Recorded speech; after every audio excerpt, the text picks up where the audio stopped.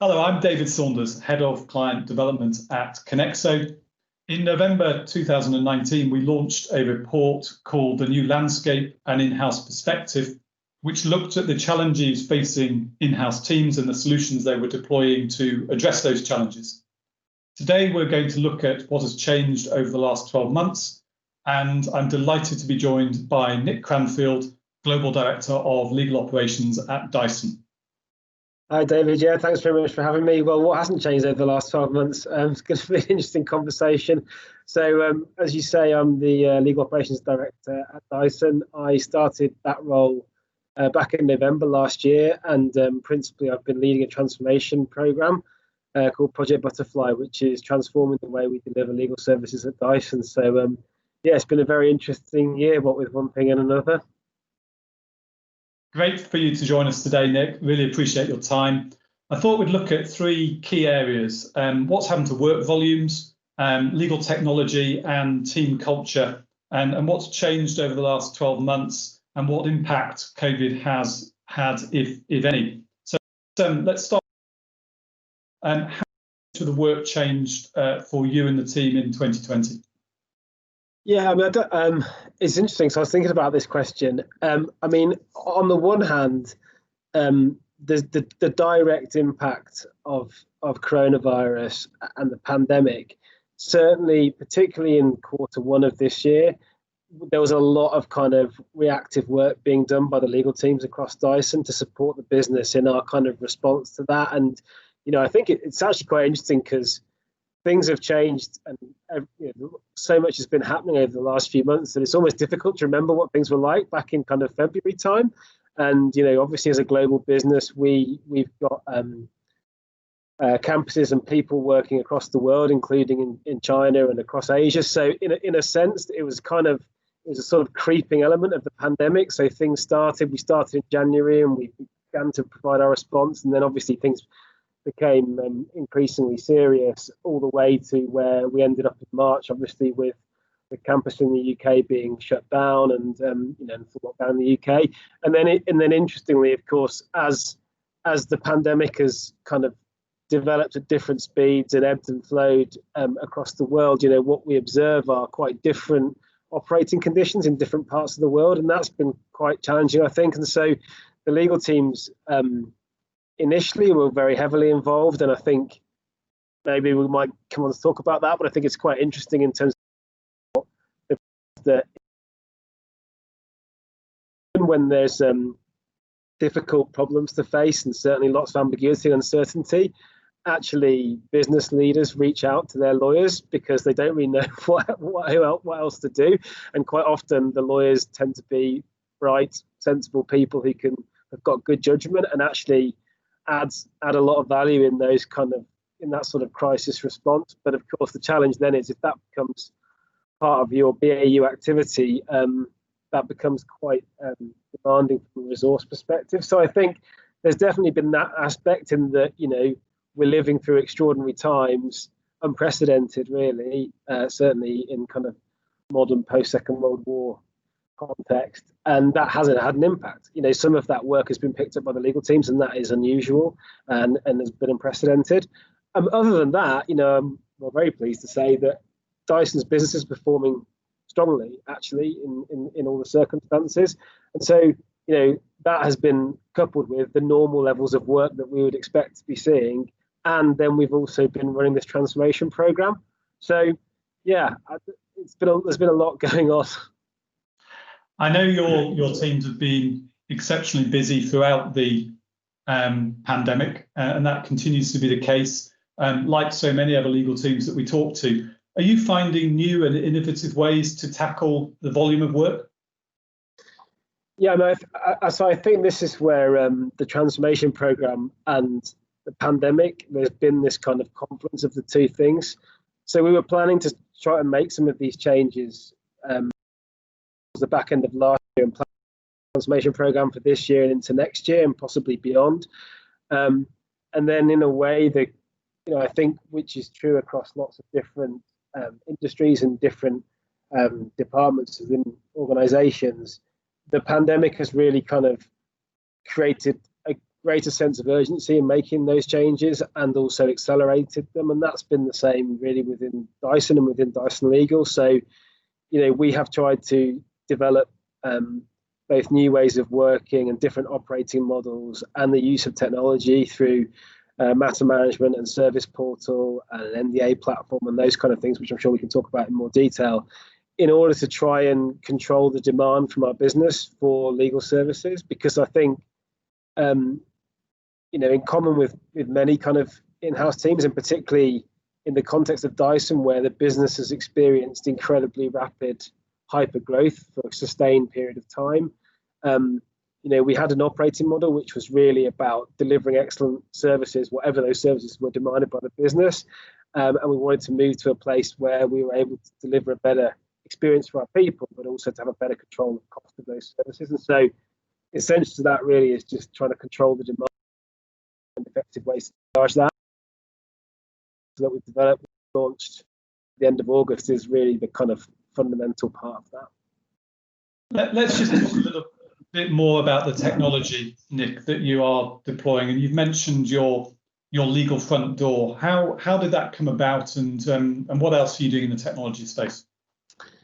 Well, how it came about, I mean, it's interesting. I think, again, I don't think it's particularly controversial to say that the legal profession is some way behind other support departments within organizations in terms of thinking about how we deliver services. And, in many ways, we still take quite a sort of conservative with a small c and traditional approach. We're professionals, we're, members of the Law Society, or we're members of the bar in the US or whatever. And, that in a way, we determine how we deliver our services. But actually, I think when I started to think quite a lot about this towards the end of last year and into the beginning of this year, it struck me that the opportunity that we had to try and do things in a better way, to try and keep delivering good services, create that good environment for our people, but also to control the cost of delivery of those services, was to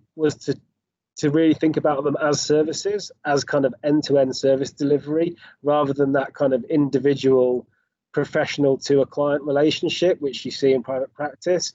And when I started to think about that, what struck me was, there are elements within, the IT communities or finance communities that are far more developed in terms of considering the services they deliver and how those can be delivered via a portal or a front door.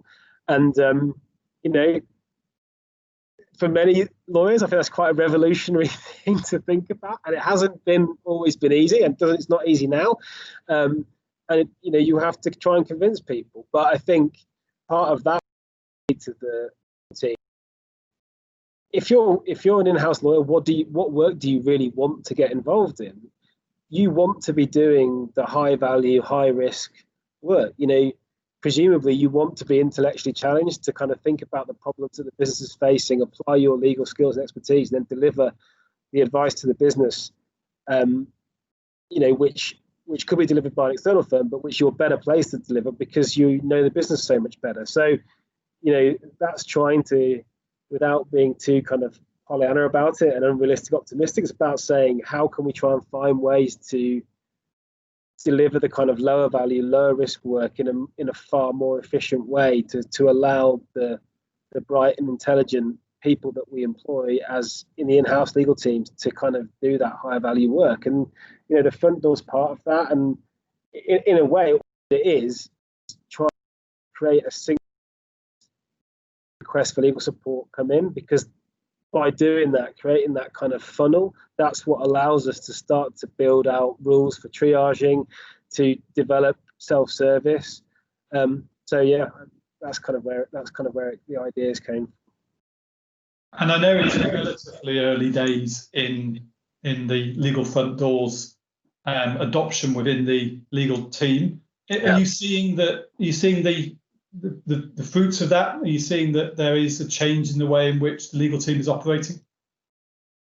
Yeah, it is early days, and but the initial reflection that I have from it is we have seen a really good uptake in adoption. within the business. And one of the things that I think that's told me, which I wasn't really prepared for, but I think actually now when I think about it, it makes sense.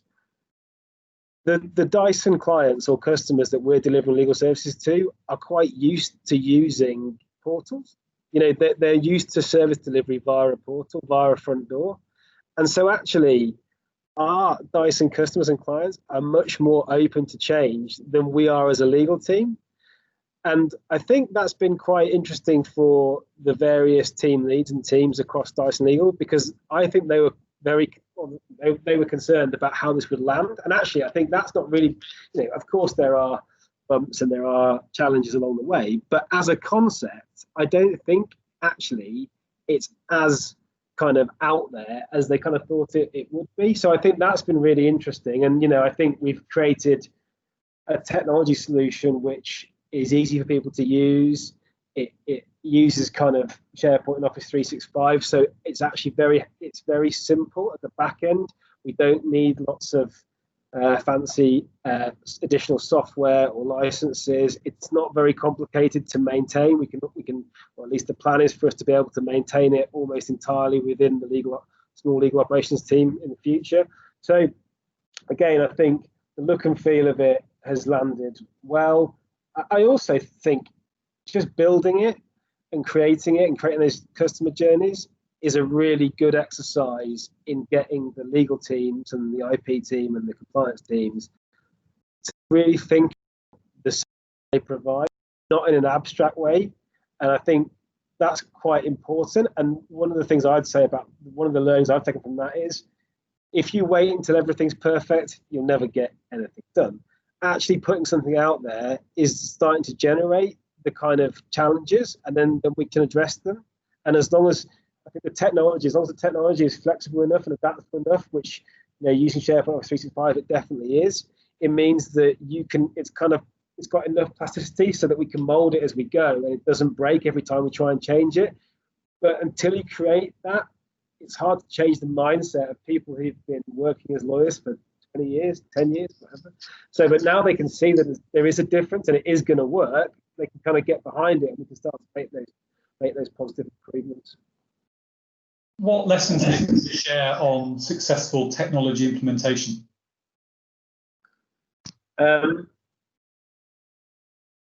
Well, find some good partners to work with. That's pretty important. And I know this is a Connector call, but I'll give a shout out to Psyche as well, because we've been working with them closely as well. I think, well, this may be a bit controversial, but I shall say it anyway. We did engage with other, how shall I say this, larger consultancy firms that were not legal tech specialists. And then we engaged with both Psyche and yourselves at Connect. So I think one of the key differences is, I would say legal tech is a specialist area. And I actually think having people who are kind of the legal technologists with the legal background and the technology background together, and particularly having people understand that, is important. So on the face of it, you could just take a portal from a large global consultancy firm and just stick it in, just say, well, we're going to use this. But I think the challenge is that might be in some ways okay for your internal clients and customers, but it isn't going to work very well with the legal teams. It isn't going to land very well. Whereas going through that journey with them, where they could engage with people who, almost kind of had that credibility, had that experience, could talk to them in the same language and understand their concerns, that's been really important, I think, in that journey. So, yeah, I think I would say, don't underestimate the value of having people with legal technology experience as opposed to just technology experience. Do you think the pressures on your legal function now are more intense than they were in 2019? Yes, that's probably my fault, largely. I mean, yes, because I think that, as I said, in terms of the transformation program, one of the fundamental objectives was trying to make sure we were delivering services at a competitive cost, and that the focus on that only became greater with the impact of the pandemic, and that's not going to go away. And so the kind of commercial rigor with which we run the legal teams in Dyson, that's here to stay. And doing more for less, that is going to continue. And one of the things, our business is ambitious, very ambitious, and we've got some really, I think, credible and far-reaching plans for growth. But in the future, we won't be able to grow the cost of legal services at the same rate as the business grows. And so that challenge is never going to go away, because if we continue to grow, we've got to find ways of keeping the business safe, of providing excellent legal services, but at a cost which is growing less than the business is growing. So, I'm excited by that, but it does create pressure. Yeah. And 2020 has been or seen you driving a very successful transformation project across Dyson Legal. What about the strategic priorities for 2021 for the legal team? Yeah, in some ways it's a bit more of the same. In some respects, I think we've experienced so much change, and in an environment which has been, I guess it's been pretty hostile in terms of like trading conditions and the pandemic and everything else.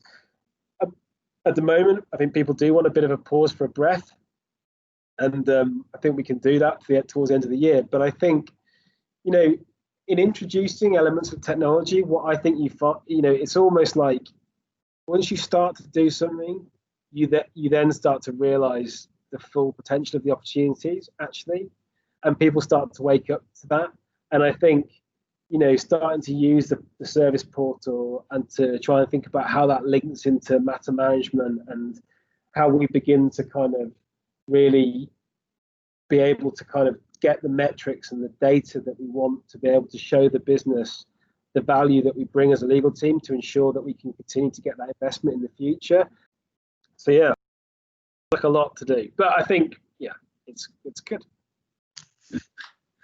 Nick, that's been a fascinating insight into the world of legal operations in 2020 in a fast-moving global legal team. Thanks so much for your time today. Really appreciate it.